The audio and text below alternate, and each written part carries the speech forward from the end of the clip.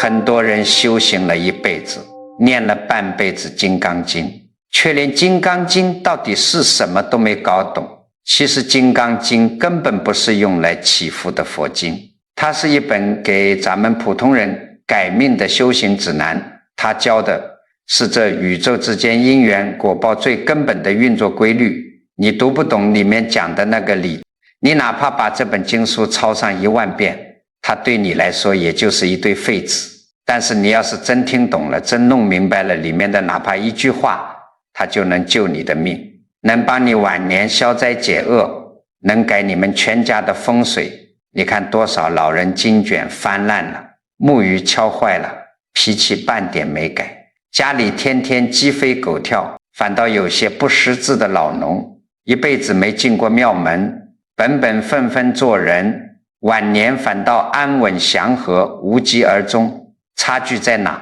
差距就在有没有读懂经里的心法。佛法讲得很清楚，起心动念无不是业，你的命运就是你每天脑子里转过的那些念头，一根线一根线织出来的。前几年有个大妈60多岁，一身的病，风湿骨痛高血压，天天找我来诉苦。她一开口全是倒霉事。她说老天爷瞎了眼，处处针对她。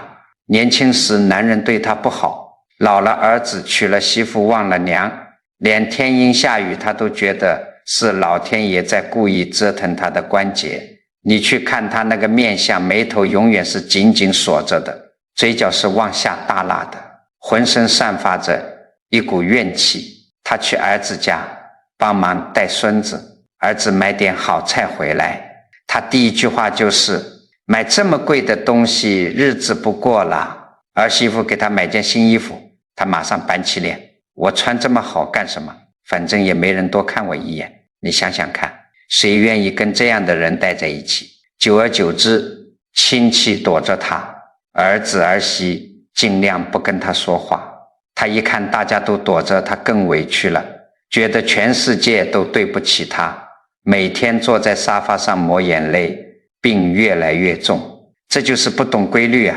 后来我告诉他，从今天起你闭上嘴，不管遇到什么事，你脑子里那些抱怨的话一句都不准往外蹦，你就只能说3个字，都挺好。一开始他憋得难受啊，冷汗直冒，看什么都想骂，但硬生生咽回去了，憋出一句都挺好。坚持了几个月，奇迹发生了。他因为不骂人了，家里的气氛缓和了，儿媳妇愿意跟他唠嗑了，心情一舒畅，心结一打开，他发现自己的风湿骨痛居然减轻了一大半，整个人面相都柔和了。我告诉你们，这就叫命由心转。那个怨妇大妈以前天天抱怨，就是在自己的80田里疯狂地种下带毒的种子。这股毒气不仅毁了她的身体，还把家里的好风水全部败光了。等她把嘴闭上，把念头转过来，不去强求别人，必须顺着她的意，天地间那个吉祥的契机自然就流转到她身上了。所以啊，诸位老朋友，你们不要总觉得人生走到晚年这辈子就定型了，就只能这样苦熬着等死了，没那回事。只要你还有一口气在，只要你的心念还能转动，你就能扭转你人生的这盘棋。关键就在于你的知道你是怎么被这世间的各种假象给骗了的，你是怎么一步步把自己困在这个苦海里的。我们眼前看到的这个世界，天天在争的面子，天天在筹的票子，天天在气你的孩子，这些东西到底是个什么玩意儿？佛法讲得很清楚，凡所有相皆是虚妄。这句话你耳朵可能都听起老茧了，可是我敢打赌100个人里面有99个人根本没弄明白这是什么意思。大家都以为虚妄就是说这个世界是假的，什么都没有了。你如果这么想，那就是学佛学傻了。要是真的什么都没有，那你肚子饿了，干嘛还要做饭吃？天冷了，干嘛还要加衣服？你被人无缘无故指着鼻子骂了一句，干嘛还会气得满脸通红，整宿睡不着觉？你们要晓得，《金刚经》里说的这个相，不是说东西不存在，它是告诉你，你眼前看到的这一切，它没有一个固定不变的根，它全都是各种条件凑在一起，临时拼出来的影子。咱们老祖宗讲的因缘和合就是这个道理。你想想看，就拿天上的云来说，风一吹，水汽一聚，变成了一匹马的形状，风再一吹，这匹马就散了，又变成了一只狗。你去抓那匹马，抓得住吗？你肯定抓不住，因为那是因缘的聚散，它下一秒就变了。可是你们现在为什么觉得日子苦？苦在哪里？就是把天上的云当成了真马真狗，死死抓在手里不肯放开啊！你大半辈子省吃俭用，抠抠搜搜存下那点养老钱，你觉得那是我的钱，死死赚着，哪天生场大病，或者碰上个骗子，钱一下子没了，你就觉得天都塌了。你含辛茹苦养大个儿子，你觉得这是我的儿子，他结了婚也应该全听你的话，哪天他一顶嘴，稍微没有顺着你的心意，你就觉得心如刀割，逢人就哭诉这孩子白养了。我告诉你们，这就是着了相了。你着了财富的相，着了儿女的相，着了面子的相，你把这些随时随地都在变动的东西当成了永恒不变的铁板钉钉，你拿自己这颗肉长的心去硬撞那些留不住的影子，你这不是自己找罪受吗？宋代的时候，禅宗里有一位非常了不起的大祖师，叫大慧中双，他的师父是当时鼎鼎大名的圆悟克勤禅师。圆悟禅师不得了，写了一本书叫《碧岩录》，这本书写得太绝了，把咱们老祖宗历代禅师开悟的公案机锋分析得头头是道，说理透彻极了，简直可以说是出家人修行的最高教科书。这本书一印出来，立马轰动了天下。大会中手底下管着的那些大和尚小和尚，简直把这本书当成了命根子。寺庙里出现了什么情况呢？这些人天天什么事都不干了，地也不扫了，禅也不打了，人手一本《碧岩录》，坐在蒲团上摇头晃脑的背诵，遇到修行上的问题了，就从书里抠出一句佛法金句来对答。两个人为了法理争执起来了，也拿书里的话来互相攻击，非要分个输赢。大家都觉得自己懂了最高深的佛法，满嘴的色即是空，本来无一物，觉得自己离成佛不远了。大慧宗禺禅师把这一切冷冷地看在眼里。有一天，他黑着脸一言不发，大步流星地走进了寺庙存放印经书木板的藏经阁。徒弟们不知道师父要干嘛，赶紧乌泱泱地跟在后面。只见大慧中抄起一把平时用来劈柴的大斧头，咔嚓一斧，直接把碧岩录的一块雕板劈成了两半。那可是他亲师父一辈子熬干了心血留下的孤本木板啊！徒弟们吓坏了，当场扑通扑通跪了一地，哭喊着去抱他的腿。师父啊，使不得啊，这可是无上的佛法宝典啊，您这是在毁坏佛法，要造大孽的啊！大会中理都不理，手起斧落，像剁柴火一样，把那些印经书的木板劈得稀巴烂，然后叫人抱来柴草，一把火点燃，火光冲天，把那些珍贵的木板全部烧成了灰烬。他指着那堆熊熊燃烧的火，冲着跪在地上的徒弟们大喝一声：什么无上佛法，真理岂是这几行死文字能装得下的？你们天天死盯着这些金句，把文字当成了佛法，把规矩当成了道，这本来是用来救人的书，现在已经成了毒害你们身心的毒药。你们着了这文字相，这辈子都别想开悟。这一嗓子就像一声炸雷，把在场的徒弟们劈得浑身一哆嗦，当场就有几个人猛地醒悟过来，磕头如捣蒜。你们仔细体会一下这个故事。大慧宗一禅师烧的是木板吗？他烧的是书吗？根本不是。他那一把大火烧掉的是世人心里那个死死抓住不放的相。这个道理很简单，连记载无上智慧的佛经，如果你把它当成了死板的规矩，当成了炫耀自己有学问的资本，它都会变成要命的毒药，变成困死你的牢笼。更何况是你日常生活里那些鸡毛蒜皮、破锅烂铁的破事。你回想一下你们自己的日子。老伴昨天晚上吃饭的时候嫌弃你菜烧得咸了，随口嘟囔了一句，其实这句话就像一阵风，吹过去就没了。可是你呢？你不干了，你把这句话当真了，你心里开始翻江倒海。我辛辛苦苦伺候你大半辈子，你居然嫌弃我。这一夜你翻来覆去睡不着，越想越气。第二天早上起来，脸拉得老长，连早饭都不做了。两个人开始冷战。几天下来，你气得胸口疼，高血压也犯了，老伴也憋了一肚子无名火，家里那个气场冰冷的能冻死人。你看看，本来是一句跟天上云彩一样虚妄的话，你非要把它死死抓在手里不放，在心里一遍一遍的回放，结果怎么样？硬生生显化成了你身体里的病，你们家里的灾。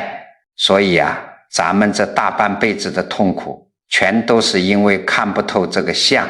你执着于一个我必须是个完美的母亲的相，结果孩子稍微有点不如意，你就觉得自己的人生失败透顶，痛不欲生。你执着于一个我退休了也必须受人尊敬的相，结果出门买菜没人跟你打招呼，你就觉得世态炎凉，心里堵得慌。这就是为什么佛陀在《金刚经》里反反复复地敲打我们，凡所有相皆是虚妄，若见诸相非相，即见如来。你们千万不要把这句话想得太玄乎。什么叫见如来？不是说你念完这句经文，天上就飘下来一个金光闪闪的佛祖给你摸顶。如来就是你生命本来的那个安宁，那个清净自在，没有挂碍的状态。当你有一天看着儿子跟你顶嘴，你能退后一步想，哎呀，这不过是他工作太累，一时情绪不好，不是他针对我，你心里就不起火了。当你看着自己脸上的皱纹和身上这里疼那里痛的毛病，你能明白，这是人老了因缘和合的自然规律，这个肉体终归是留不住的，你就不再恐惧死亡了。当你不再被这些外在的表象牵着鼻子走，当你能看透这滚滚红尘里的一切得失不过是一场梦幻泡影，你的心就太平了。那个太平的心就是你的自信如来。可是话又说回来，看透归看透，很多人还是会问，南老师，道理我听懂了，知道这些全是假的，是空的，可是事情一到眼前，我那个火气它就是压不住啊，我就是咽不下这口气啊。这是为什么？这个问题问得好，这就引出了一个更深更要命的关键点。你为什么压不住？因为你不仅被外面的表象骗了，你还在自己心里亲手给自己下了一道极其厉害的降头。这道降头用《金刚经》里的话来说，就两个字：住相。什么叫住？住就是停下来了，卡住了。你在那个地方安营扎寨，死死抱住一根柱子不肯撒手了。你一旦住在一个念头上，你就在心里给自己画了一个牢房，自己乖乖走进去，还把门给反锁上了。人这一辈子最喜欢干的事情是什么？就是给自己也给别人疯狂的贴标签。你贴了一个我是个老长辈的标签，你贴了一个我为了这个家付出了一切的标签。一旦这个标签贴上去，你的心就住进去了。你觉得这个世界就应该按照你设定的这个剧本来演。如果别人没有配合你演戏，你的天就塌了。你想想看，这有多可怕。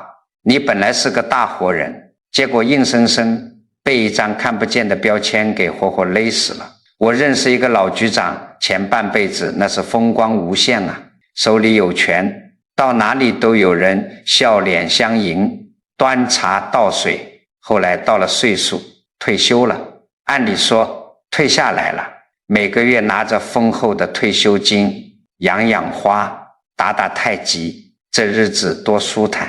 可是他不干，退下来的头半年，他坐在家里盯着那个一天到晚不响的手机，心里像猫抓一样难受。出门去菜市场，碰到以前的下属，人家匆匆忙忙点个头打个招呼就走了，没像以前那样停下来嘘寒问暖。就为了这一个点头，他能气得站在街角半天喘不过气来。回到家，他把茶杯摔得粉碎，指着老伴骂：你看看现在这些人，人走茶凉啊！我当年怎么提拔他的，现在连正眼都不看我。没过1年，这个老局长气出了一身病，胸闷，血压飙升，直接进了医院的重症监护室，差点一条命交代在里面。你们仔细想想，是那个下属把他气出脑梗的吗？不是啊，是他自己心里那个我是个大领导，别人必须尊重我的相，把他给逼死的。他早就不是局长了，姻缘已经变了，这出戏已经落幕了。可是他的心还死死住在那个权力相、领导相里面，不肯出来。外面的世界不配合他了，他就跟天地气机较劲，拿自己衰老的肉体去撞那个已经不存在的幻象，你能撞得过吗？最后不就是头破血流吗？佛法讲得很清楚的，你一旦住相，因果的轮盘就开始对你进行绞杀，这叫邪见反噬。你的心被外物卡住了，你的命也就跟着卡死了。我们再来看看咱们老祖宗历史上，看看真正得道的人是怎么处理身份，怎么不住相的。唐代有一位极为了不起的祖师叫赵州禅师。有一天，寺庙里来了个四方云游的新和尚。赵州禅师问他：你以前来过这里吗？那和尚老老实实回答：没来过。赵州禅师淡淡地说：吃茶去。过了一会儿，又来了一个老和尚。赵州禅师又问：你以前来过这里吗？老和尚回答：回师父，我以前来过。赵州禅师点点头，依然是那句话：吃茶去。这时候站在旁边的院主看不下去了，满脑子都是规矩，他忍不住问：师父，那个没来过的，你让他吃茶去，我能理解。那个以前来过的老僧，你怎么也让他吃茶去？赵州禅师突然大喝一声，叫了那个院主的名字。院主吓了一跳，赶紧应了一声。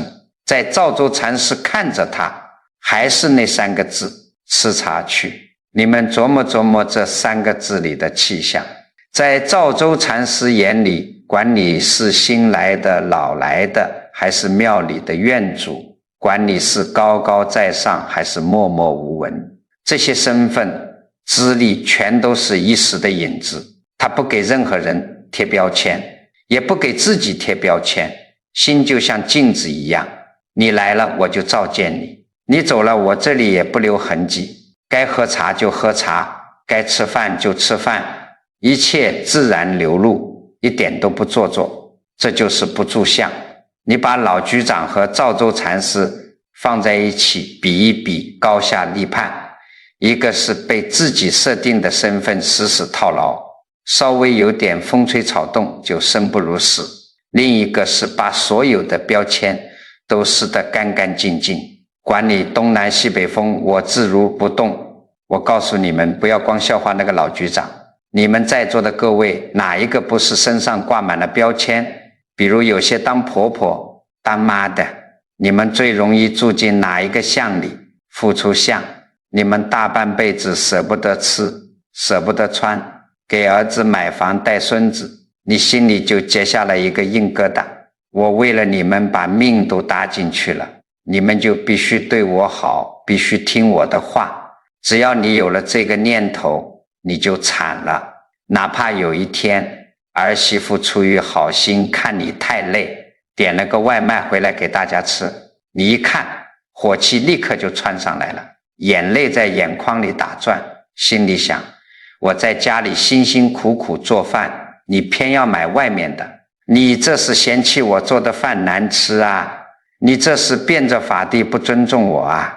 你看一顿饭硬是让你吃出了满肚子的委屈和怨气，其实人家根本没那个意思，是你自己心里的那个相在作怪。你要求的根本不是饭菜香不香，你要求的是他们必须时刻承认你在这个家里的付出和地位。一旦他们有一点点疏忽，你那个付出相就开始反噬你，让你觉得万箭穿心，这就是万苦之源啊！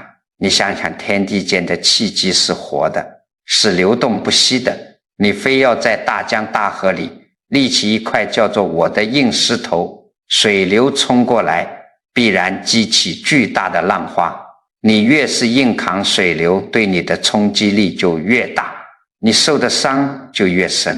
你越在乎什么，那个东西就越能捏住你的命门。你越在乎面子，别人一个白眼就能让你几天吃不下饭。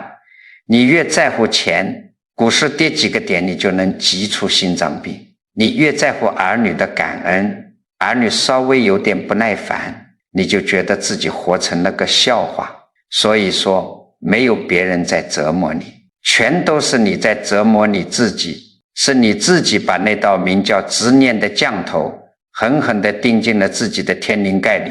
只要你还住在里面，这世上就没有人能救得了你，连佛菩萨来了也只能摇头叹息。不过你们肯定会想，既然这念头这么可怕，那我是不是以后什么都不想了，连病痛来了灾难来了我也无动于衷？错因果没那么简单。我接下来要告诉你们的是比住相更可怕的一件事。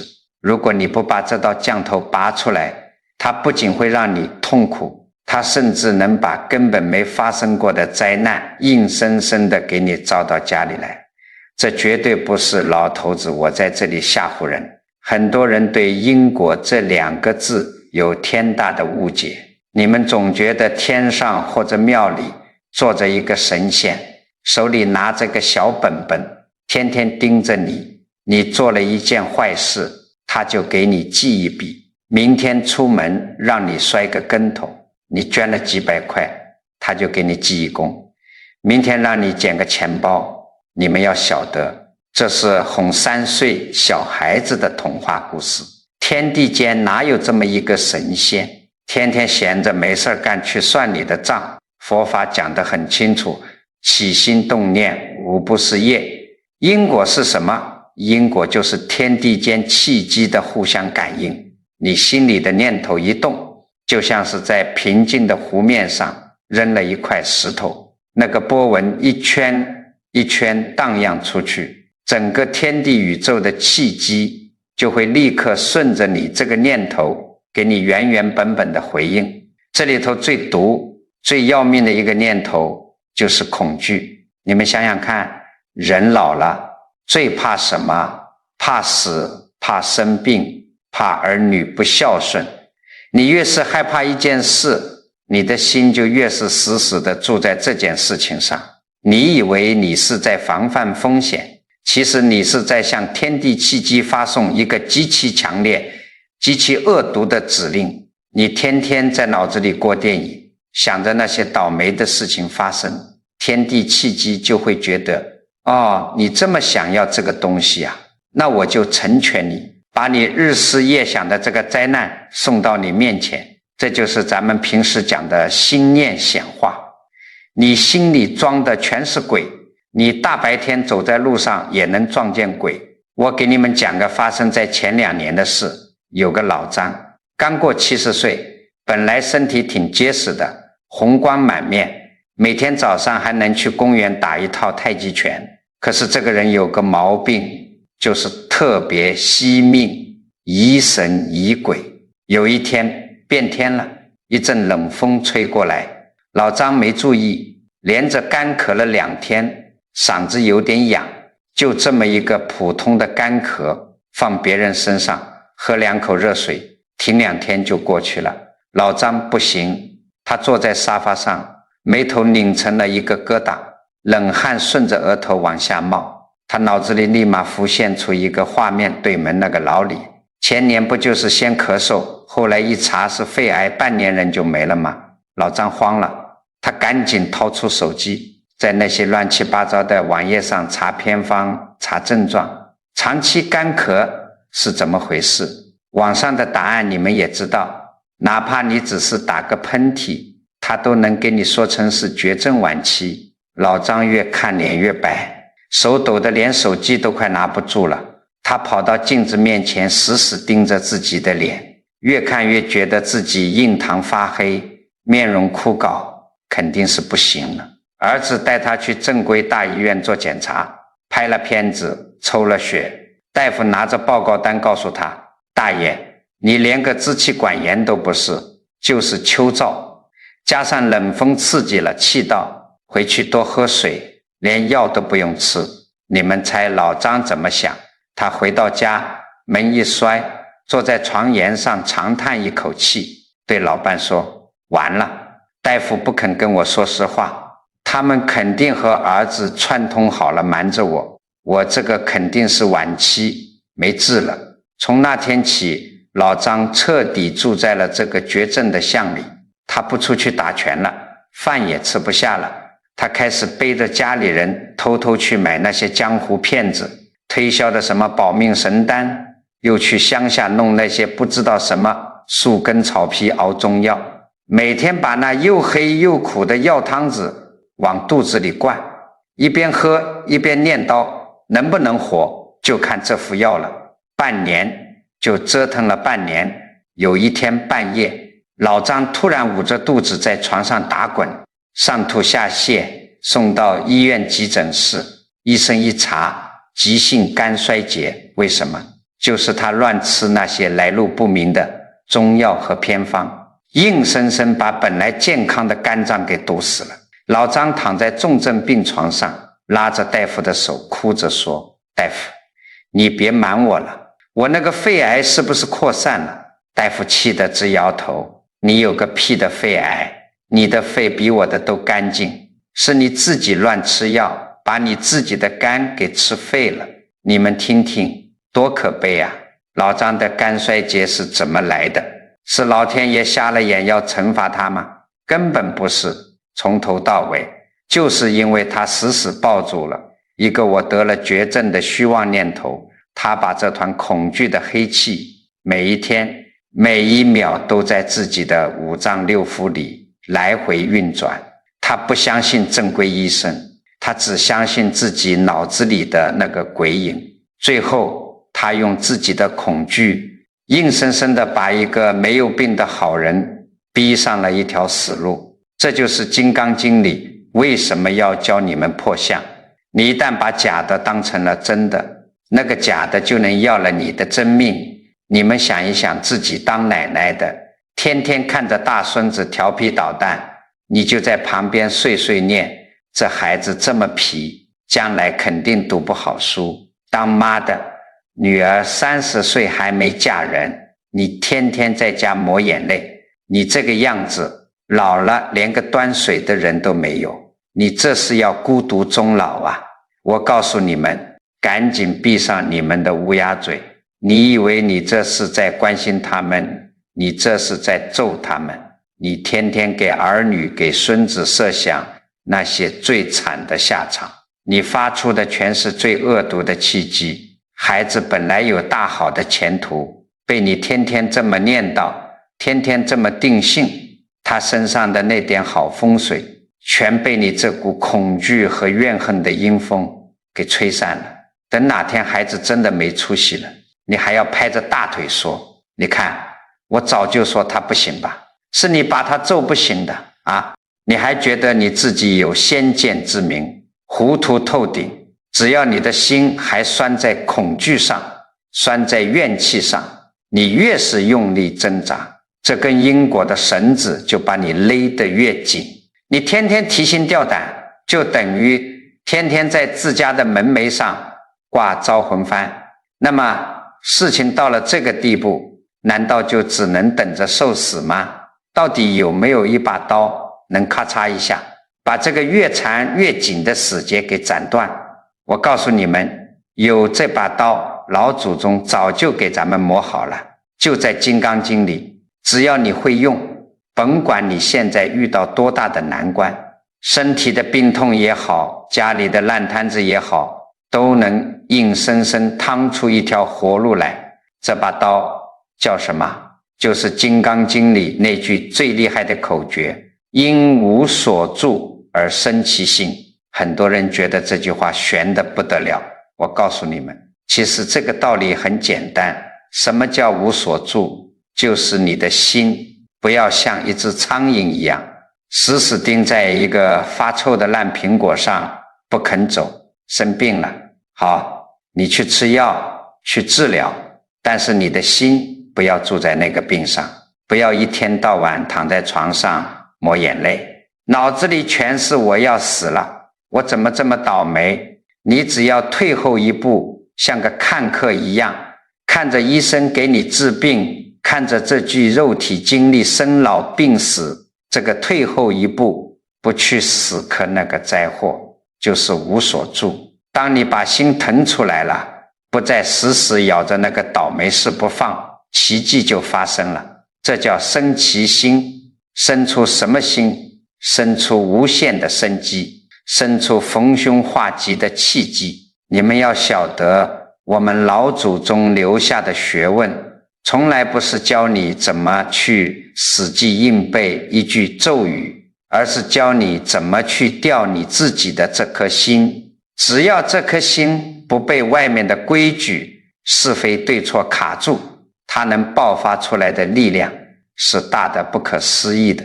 明代的时候，有一位了不起的高僧叫憨山大师。有一年，他背着个斗笠到处云游，走到一片荒山野岭，天已经快黑了。他站在山头上，远远望见山坳里有一间破败不堪的茅草屋。可是让大师吃惊的是，那个破屋顶上居然隐隐约约透着一层柔和的光晕，整个屋子周围散发着一股非常清明极其祥和的气机。憨山大师也是明眼人啊，一看这气象不得了，心里暗想，这深山老林里肯定住着哪位不出世的得道高人。他赶紧整了整衣角，快步走过去，恭恭敬敬地推开那扇虚掩的破柴门。结果往里一看，大师愣住了，哪里有什么得道高僧，灶台前就坐着一个满脸皱纹、大字不识几个的老太婆。老太婆正盘着腿往灶堂里添柴烧水，她双手合十，紧紧闭着眼睛，嘴里念念有词。憨山大师凑近一听，差点没笑出声来。这老太婆念的是观音菩萨的6字大明咒，但这老太婆没文化，不知道是听哪个半吊子教的，连发音都发错了，但是她却念得极其专心。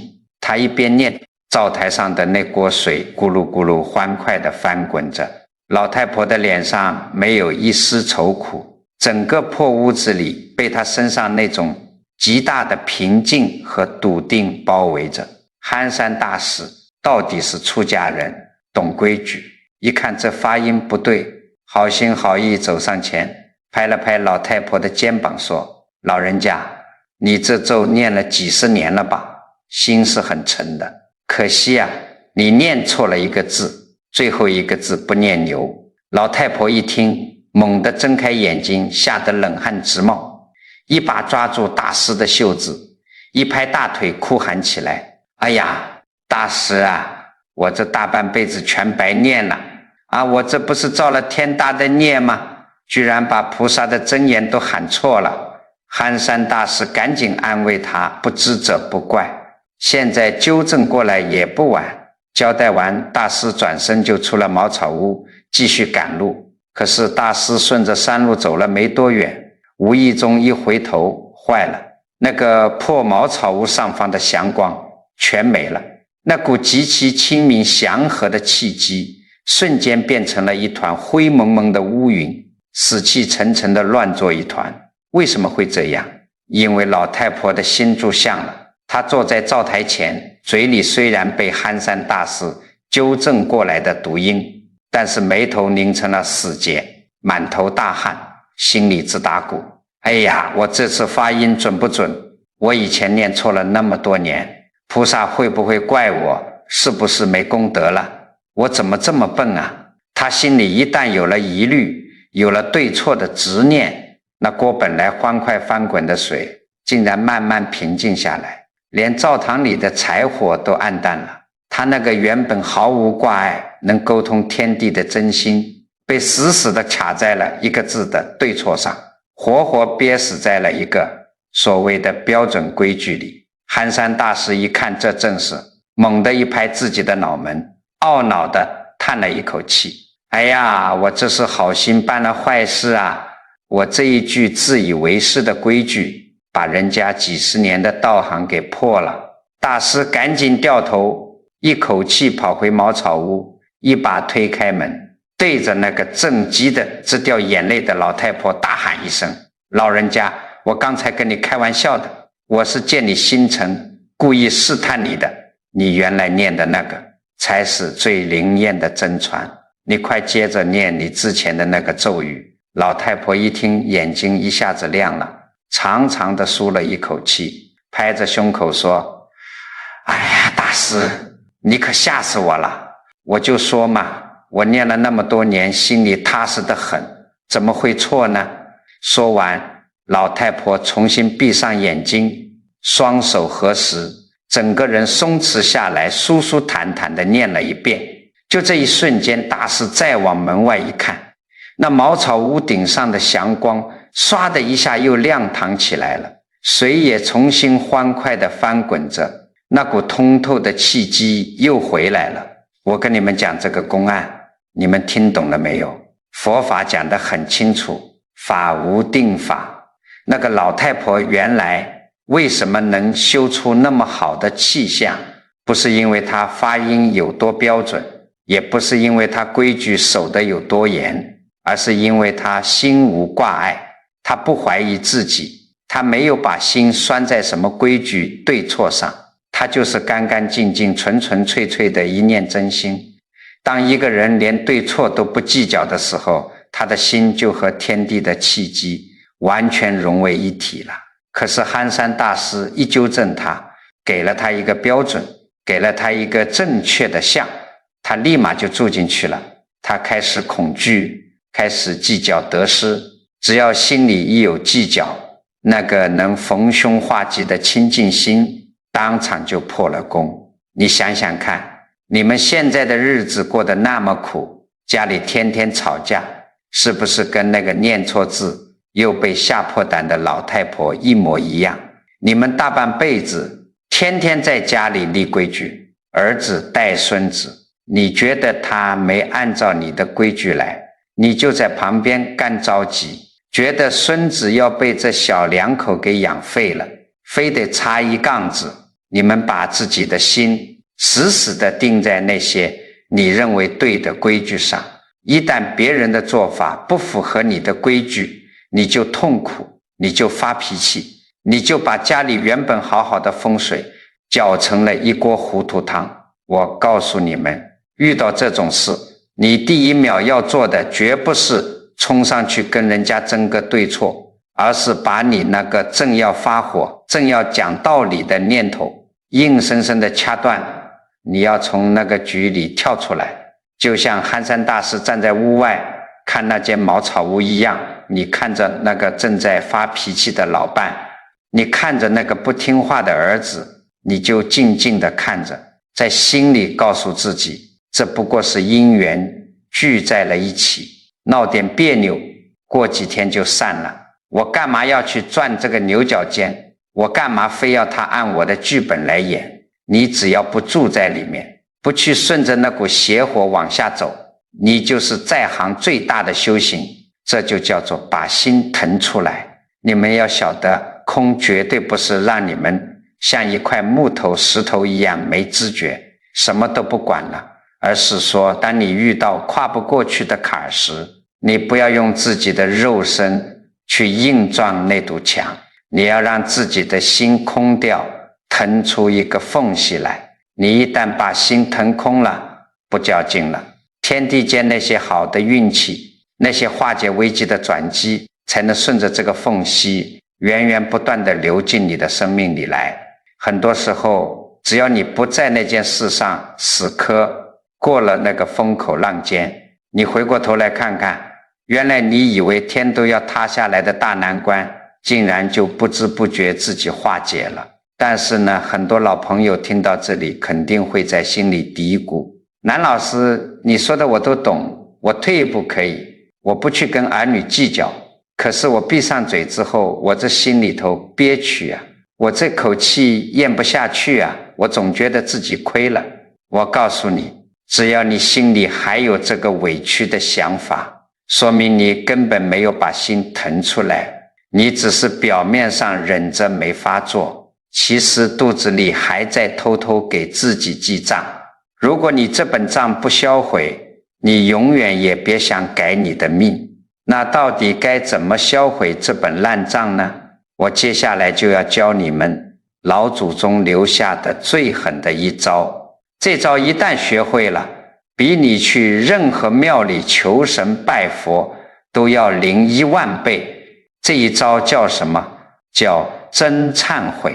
你们一听到忏悔这2个字，脑子里马上浮现出一个画面，跑到庙里跪在菩萨面前，一边磕头一边痛哭流涕，嘴里念叨着菩萨，我错了，我以前脾气不好，我以后一定改，求菩萨原谅我。我告诉你们，那不叫忏悔，那叫演戏。你今天哭完了，明天遇到事情，肚子里的那股无明火该怎么发还是怎么发，根本没用。佛法讲得很清楚，罪从心起，将心忏。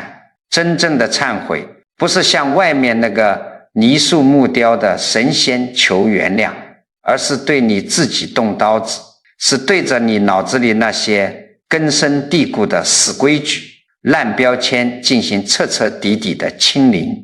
你们要晓得，你们痛苦的根源就是给别人贴标签，给自己贴标签。你一旦觉得我就是个什么样的人，他就应该是个什么样的人，这个死结就打上了。真忏悔就是把这些标签一张一张全部撕下来，这在《金刚经》里叫做无我相无人相。你想想看，现在很多家庭里最痛苦的是哪种人？就是那种为了家庭付出了一辈子的老母亲。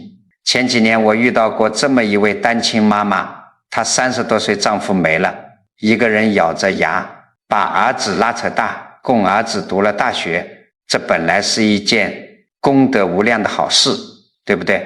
可是这个家最后变成了地狱。为什么？因为这位母亲死死地给自己贴上了一个伟大牺牲者的标签。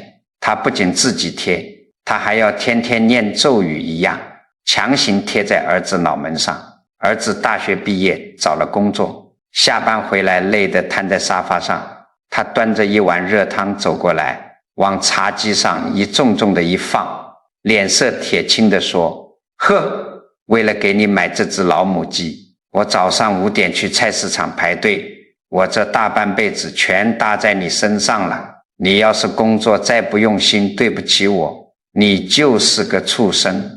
你看他端来的哪是一碗鸡汤，那是一碗毒药啊，那碗汤里全是他那个付出香带来的沉甸甸的逼迫。儿子天天在家里听这种话，都喘不过气来了。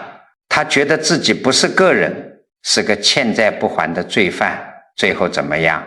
儿子得了重度抑郁症，把自己锁在房间里，连窗帘都不拉开，工作也辞了，整整半年不跟他说一句话。这位母亲急得头发都白了，跑到我这里来大哭，说自己命苦，养了个白眼狼。我一拍桌子，指着他说，你苦什么苦？你儿子身上的病全是你一口一口喂出来的。你以为你是在爱他，你是在向他讨债，你天天把我为你付出了多少挂在嘴边，这就是你给自己下的降头。你不把这个牺牲者的相破掉，你们母子俩迟早要同归于尽。他听了愣在当场，半天说不出话。我告诉他，回去之后一句话都不准多说，不要再去可怜自己，不要再去逼迫儿子，把脑子里那个我含辛茹苦的设定彻底给我删掉。后来他真的照做了，饭做好了放在桌上，爱吃不吃，他不再去敲儿子的门诉苦，不再去盯儿子的脸色，他自己出门去跳广场舞，去跟老姐妹打牌。他不再把自己当成一个苦命的妈，而是把自己当成一个有自己生活的老太太。结果你猜怎么着？不到3个月，那个把自己关在屋里的儿子居然自己推开门出来了。他看着在阳台上浇花哼着小曲的母亲，长长的松了一口气，家里的那股阴风惨惨的压抑气场散了。母子俩坐在桌边，终于能像正常人一样吃顿安稳饭了。这个道理很简单，这就是真忏悔的力量。这位母亲忏悔了什么？她没有去菩萨面前磕头，她只是删除了自己脑子里那个我必须得到回报的错误设定。当她把这个设定一删，她自由了，她儿子也得救了。很多时候我们就是被自己脑子里的那个我以为困死在原地的。你以为命运是一成不变的，你以为你老了就只能一身病痛，你以为你那个不争气的孙子就只能当个底层人。一旦你这么认定了，你连翻盘的机会都没有。明朝的时候有位了不起的学问家叫袁了凡，他年轻的时候遇到一个算命极准的孔老人，孔老人给他算了一卦，哪一年考第几名，哪一年当什么官，甚至算准了他53岁那年8月14日丑时寿终正寝，而且命中无子。了凡先生一开始不信，结果一年年验证下来，算命先生说的话竟然分毫不差。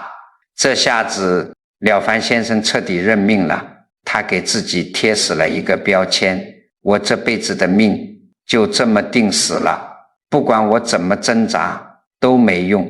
带着这个死气沉沉的标签，了凡先生去了南京的栖霞山，拜见云谷禅师。了凡先生跟禅师在一个禅房里面对面打坐，整整3天3夜，连眼皮都不眨一下，脑子里一个念头都没有。云谷禅师一看吃惊了，以为碰上了什么了不起的修行高人，就问他，凡夫俗子之所以不能成圣成佛，就是因为脑子里杂念太多。你做了3天3夜不起一个妄念，这是什么功夫啊？了凡先生苦笑了一声，老老实实地说，师父，我哪里有什么功夫，我是被算命先生把一生的命都算死了，既然什么都改变不了，我还想他干嘛呢？不如不想了。云谷禅师一听勃然大怒，他猛地站起来，指着了凡先生的鼻子大骂，我本来以为你是个了不起的豪杰，哪知道你原来只是个凡夫俗子，是个笨蛋。了凡先生被骂得满头冷汗，赶紧问，师父此话怎讲？云谷禅师劈头盖脸地教训他，只有那些普通的老百姓才会被命运这个框框死死套住。佛法讲得很清楚，命由我作，福自己求。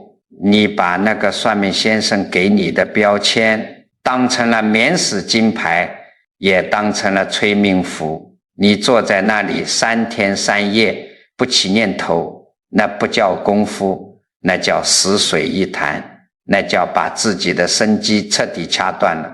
云谷禅师告诉他，什么是空？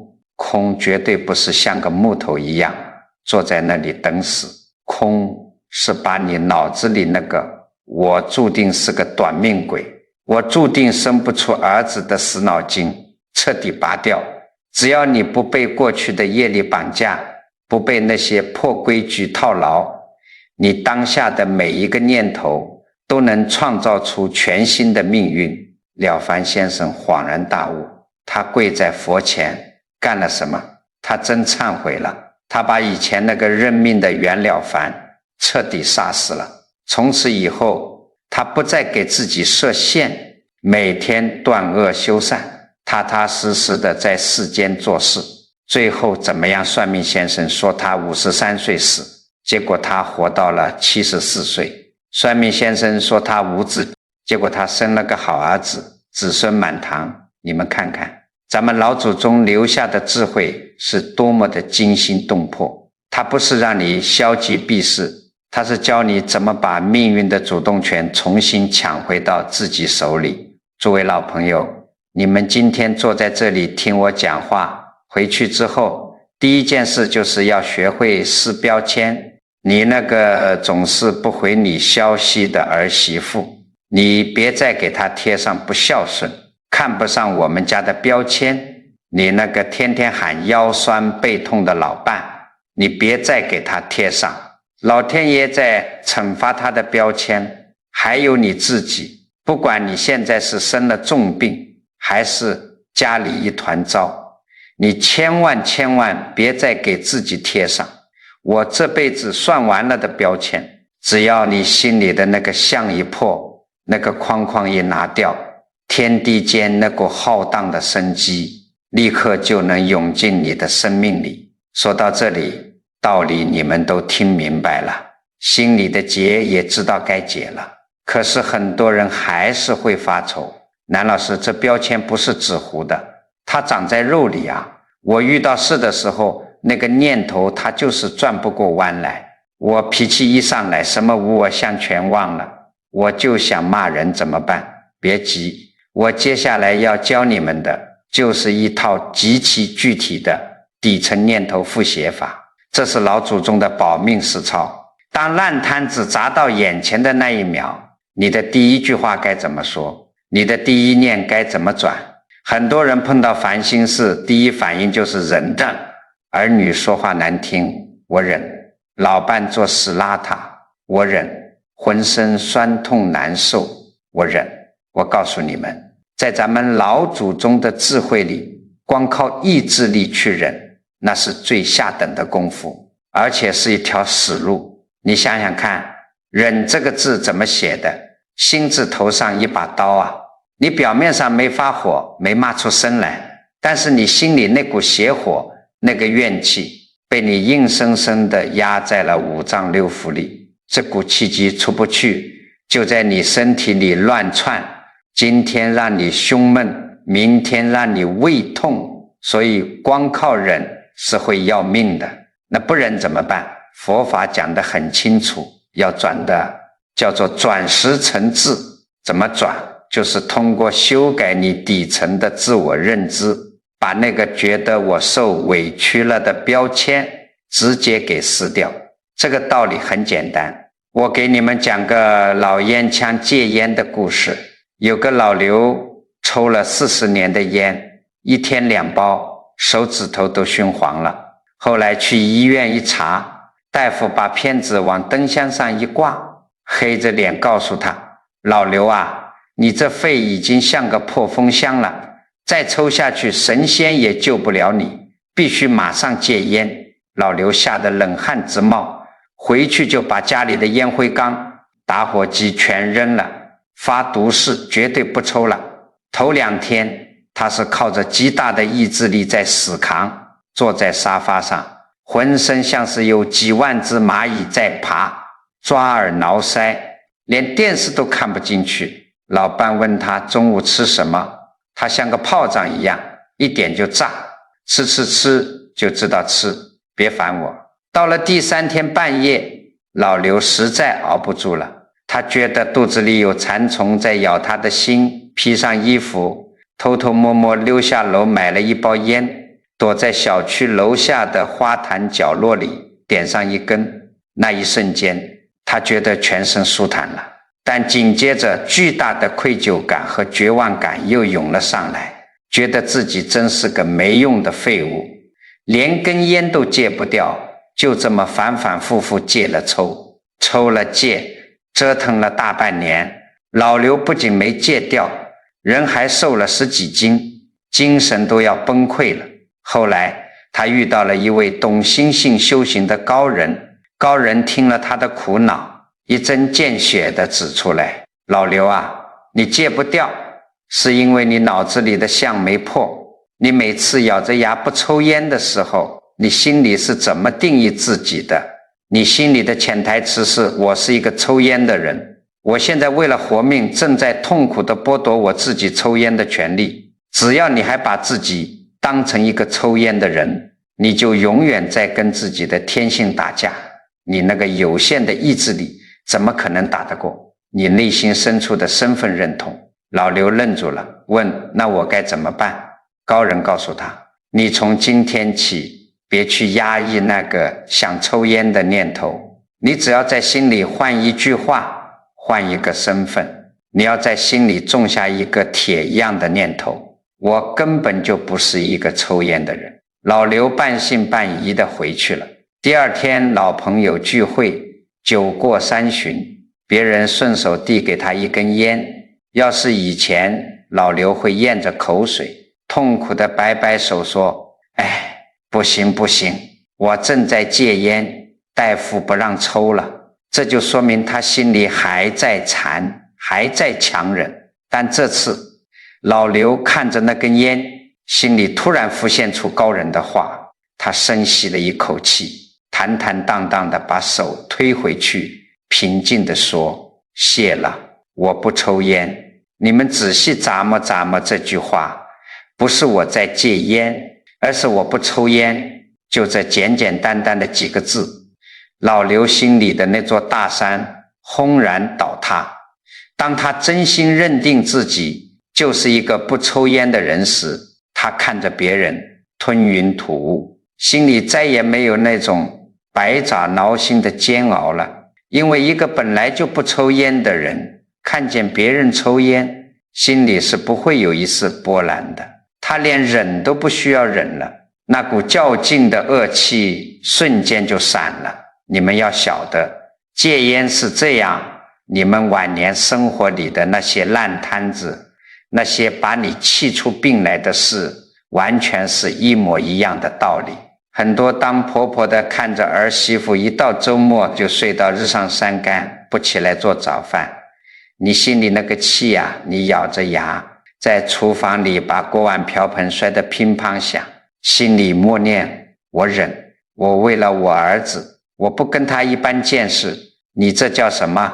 你这就叫我是个委屈的婆婆，我正在痛苦的剥夺我教训儿媳妇的权利。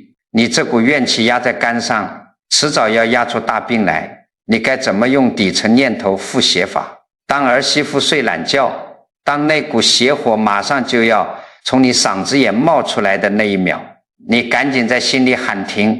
你要像老刘一样，撕掉那个我是这个家的女主人，我是长辈必须立规矩的旧标签。你在心里给自己换上一张新标签，从今天起，我不是这个家的包工头了，我就是一个来儿子家做客的闲散大仙。你想想看，如果你去亲戚家串门做客，人家女主人睡到几点起床，跟你有半毛钱关系吗？你绝对不会生气，你只会客客气气的吃完饭，抹抹嘴就走。对不对？只要你心里那个客人的标签一贴上去，你看儿媳妇睡懒觉，你不但不会生气，你可能还会乐呵呵的想，哎呀，年轻人都挺辛苦，让他睡吧，我出去找老姐妹逛公园去咯。那股让你血压飙升的恶气瞬间就烟消云散了，你连忍都不用忍，你是打心眼里不在乎了。这不仅是用在家里的人际关系上，用在你们对待自己的身体上也是一样。很多老人家一查出高血压或者腰腿疼的老毛病犯了，立刻就给自己贴上一个我是一个可怜的病人的标签，天天愁眉苦脸，到处跟人诉苦，哎呀，我这腿今天又疼了，我这命怎么这么苦，老天爷怎么就盯着我折腾。你只要带着这个标签，你就是在跟疾病死磕，你每天都在用意志力去对抗那种恐惧，结果越对抗身体越僵硬，气血越是不通。你这个时候该怎么复写念头？你要在心里大声告诉自己，我不是一个病人，我是一个健康的人，只是我的这具肉身机器用了几十年，现在正在进行正常的排毒和检修。当疼痛来的时候，你不要去恨那个病，不要去怨天尤人，你就静静地坐在那里，闭上眼睛，像个看客一样看着自己这具身体，心里跟他说，老伙计，辛苦你了，有些地方堵住了，我知道你正在努力打通它，我允许你慢慢修，我不急。当你不再把自己等同于那个病，不再被恐惧的念头绑架时，你身上的肌肉就会松弛下来。佛法讲，这叫四大皆空。你这一松，天地间那种温暖的疗愈的气机就能进到你的经络里。很多本来以为过不去的病坎，就在这种松弛不较劲的状态下，慢慢就稳住了。我告诉你们，这就是咱们老祖宗留给我们的最高级的保命智慧。你不需要去跟任何人吵架，也不需要去跟自己的命死磕。当灾难、委屈、烦恼砸到眼前的时候，就在那一念之间，把你底层的身份一换，把心里的标签一撕，我不当那个苦命人，我不当那个受害者，我不当那个必须要管事的老太婆。只要你敢把这个包袱撂下，你的人生当下就翻盘，你就从那个被设定好的苦命剧本里彻底挣脱出来了，你就成了自己命运的真正主人。话讲到这个份上，我想你们的心里应该已经敞亮一大半了。今天跟你们讲了这么多，我知道你们年纪大了，听着听着可能就把前面的忘了。我这个老头子最后再给你们归拢归拢，你们把下面这几句话死死地记在脑子里，当成咱们晚年的护身符。第一，打死也别再给自己和儿女贴标签了，什么苦命的妈，不争气的孙子，没人管的老头，今天回去通通把这些坏标签从脑门上撕下来。第二，遇到不顺心的事，千万别用恐惧去给自己下咒，病了就看病，别天天在脑子里放那个绝症的电影，天天喊着怕这怕那，你那不是在防备，你那是在招灾啊。第三，也是最要紧的一招，遇到气人的烂摊子，绝对不要靠咬牙切齿去忍。这个道理很简单，你要学会转悲，在心里把那个委屈的长辈的身份卸下来，把自己当个来串门的客人，退一步，心一腾空，那个较劲的死结就解开了，气就顺了，灾就散了。我告诉你们，天天有人花大价钱去找人算命看风水，其实最好的风水在哪里？根本不在你家大门朝哪边开，而是在你的心念里。你的心念一转，满屋子的乌云就散了，生机就进来了，这才是最高级的改命法。你们今天听懂了，不能光自己懂，咱们老祖宗留下的学问讲究个赠人玫瑰，手有余香。我劝你们动动手指，把今天这段话转发给你们的老姐妹老哥们，或者发给你们的儿女看一看。你们要晓得，这绝对不是在凑热闹。你想想看，你这一个转发，可能就让一个正准备跟儿媳妇拼命的老太太放下了心结，可能就挽救了一个因为生病天天担惊受怕，差点被自己吓死的老伙计。这叫什么？这就是救人一命护人一运啊！你的一句提醒，让别人少造一场业，少走一条弯路，少生一场大病，这就是在给你自己，给你们家子子孙孙积大福报，功德无量。如果你们觉得南老师我今天讲的这些大白话真真切切的戳到了你心坎里，对你过日子有帮助，请动动你们的手指给南老师点个赞，点个关注。另外，佛法讲得很清楚，文字是有力量的，念头是有着巨大能量的。我们几万几十万人看这个内容，如果这千万人的善念汇聚在一起，那个能量场威力简直不可思议。所以我希望你们现在就在评论区里把善念打出来，大家可以留言写上心无所住，逢凶化吉，或者就简简单单写一句愿家宅平安。你们千万不要小看这几个字，你真心实意地写下这句善言，这股清净祥和的气机最终都会真真切切结结实实地回向到你自己和你们全家人的身上。